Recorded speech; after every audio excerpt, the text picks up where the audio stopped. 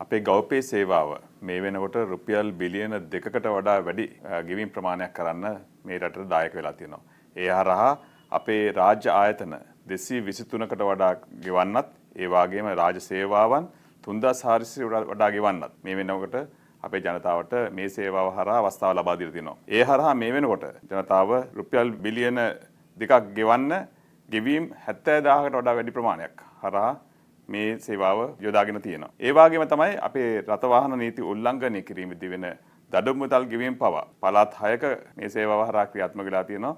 ඒ හරහා අපේ ජනතාව මාර්ග නීති උල්ලංඝනයක් වුණොත් කාලය නාස්ති කිරීමක් නොකර ඕනෑම වෙලාවක ඕනම අවස්ථාවක මේ සේවාව හරහා ගෙවලි වෙලා ඔවුන්ගේ කටයුතු කරගෙන යාමට හැකියාව ලැබෙනවා. ආපහු ඒ පළාතට ආපහු නැවත යෑමේ අවශ්‍යතාවයක් නැතුව. ඒ වගේම තමයි අපි මේ පෞද්ගලික කාලයේ වෙදිත්වා සුලිකුණාට ඇවිල්ලා වෙච්ච විවසනයේදී මේ රීබිල්ඩින් ශ්‍රී ලංකා කියන අරමුදලට දායක වෙන්නත් ගෞපේ සේවාව හරහා හැකියාව ලැබී තියෙනවා.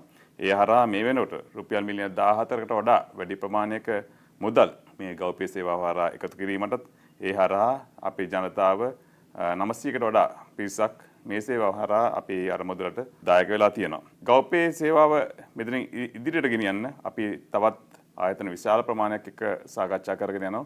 ඒ හරහා බලාපොරොත්තු වෙනවා මේක රුපියල් බිලියන 2 සිට බිලියන 100ක් වාර්ෂික ආදායමක් සහ වාර්ෂික ගෙවීම් ප්‍රමාණයක් ක්‍රියාත්මක කරන ප්ලැට්ෆෝම් එකක් බවට මේ ගෞපේ සේවාව අපි නඩත්තු කරන්න. ඒ වගේම තමයි දැන්ට අපි මීට අමතරව අපි බස් ටිකට් ගෙවන්න එකට පවා කාඩ් මගින් ගෙවන්න අපි හැකියාව ඇති කරලා තියෙනවා. ඒ වගේම අපි කාඩ් වලින් කරන රාජ්‍ය සේවාවන් වලට කරන ගෙවීම් වලට යන වියදම බැංකු වියදම බිඳුව බවට පත් කිරීමටත් ඒ හරහා ජනතාවට අමතර වියදමක් නැතුව කාඩ් හරහා ගෙවන්න හැකියාවක් අපි ඇති කරලා තියෙනවා.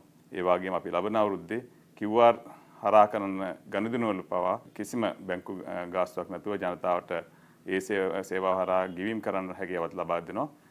ඒ වගේම අපි ගෞපේ සේවාව ඇතුළු මේ කරන ගෙවීම් ඩිජිටල් කරන පද්ධතිය ක්‍රියාත්මක කිරීම හරහා අපි බලාපොරොත්තු වෙනවා අපේ සමාජයේ මුදල් පරිහරණය අවම කරලා ඩිජිටල් මාධ්‍ය හරහා ගනුදෙනු කරන සමාජයක් බවට පත් කරන්න ඉතාමත් නුදුර අනාගතයේදී. බොහොම ස්තුතියි.